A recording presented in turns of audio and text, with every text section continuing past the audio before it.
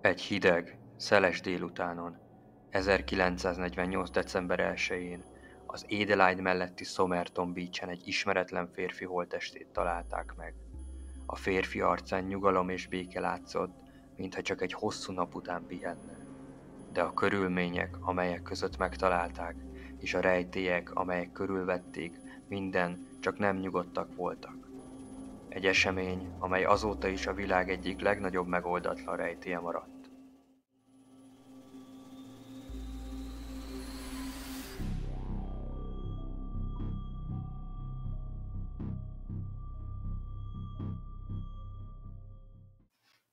Amikor a rendőrség a helyszínre érkezett, azonnal észrevették, hogy valami sötét és rejtélyes dolog történt.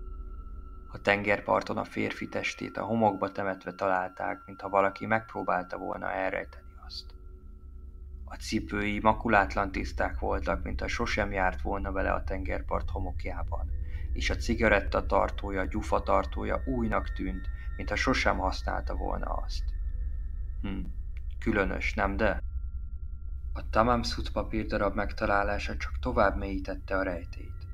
A rendőrség azonnal nyomozásba kezdett, hogy kiderítse, honnan származik ez a papírdarab. A nyomozás során egy helyi férfihoz vezetett a nyom, aki autójának kesztyűtartójában egy Rubaiyat of Omar Khayyam című könyv lapult. Ebből hiányzott ez a bizonyos papírlap, ez a bizonyos oldal. A könyvben talált kódolt üzenet még rejtélyesebbé tette az esetet. A kód 5 sorból állt, és a mai napig senki sem tudta megfejteni. A kód sötét és fenyegetőző üzenetet hordozhatott, talán egy kém számára, vagy egy rejtélyes szerető számára.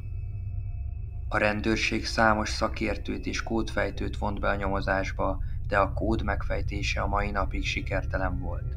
A könyv tulajdonosa, aki az autójában hagyta, azt állította, hogy nem ismeri azt az ismeretlen férfit, és nem tud semmit az esetről. A könyvet állítólag egy másik ismeretlen férfi hagyta nála, aki később sosem jelentkezett érte. Talán a könyv tulajdonosa is veszélyben volt, vagy hazudhatott?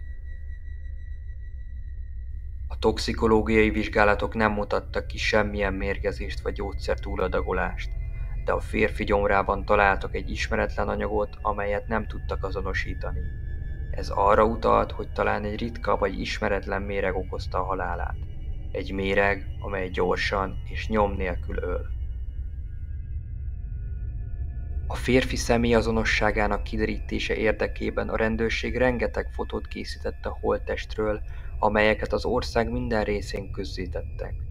Számos ember állította, hogy látta a férfit aznap, de egyik tanúvallomás sem vezetett közelebb a megoldáshoz. A férfi ruházata és tárgyai között nem volt semmilyen jel, amely segített volna az azonosságának megállapításához.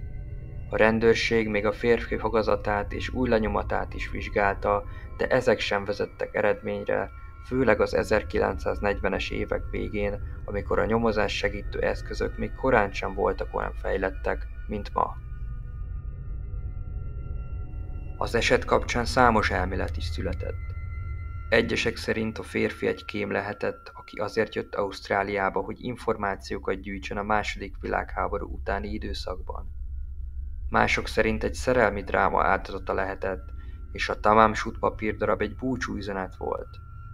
Egyes elméletek szerint a férfi egy ritka vagy ismeretlen betegség áldozata lehetett, és a kódolt üzenet egy gyógyszer vagy ellenszer receptje volt.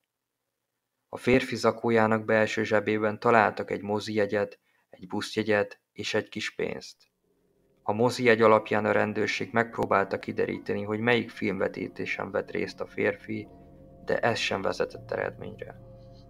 A rejtély mélyülésével a helyi lakosok között elterjedt a félelem és a pánik. Sokan úgy érezték, hogy a városban egy gyilkos szabadlábon van, aki bármikor újra lecsaphat. A rendőrség fokozottan őrizte a nyilvános helyeket és a tengerpartot, és mindenkit arra kértek, hogy legyenek óvatosak, és kerüljék az egyedül való sétálást éjszaka. A Tamam-Shut eset azóta is sok spekulációt és elméletet váltott ki. A férfi azonossága, a rejtélyes kódolt üzenet és halálának oka máig rejtély maradt. Az eset nem csak az ausztrál bűnügyi történelem egyik legnagyobb rejtélye, hanem a világ egyik legnagyobb megoldatlan ügye is. Egy eset, amely emlékeztet minket arra, hogy a valóság néha sokkal rejtélyesebb és izgalmasabb, mint a legjobb krimik.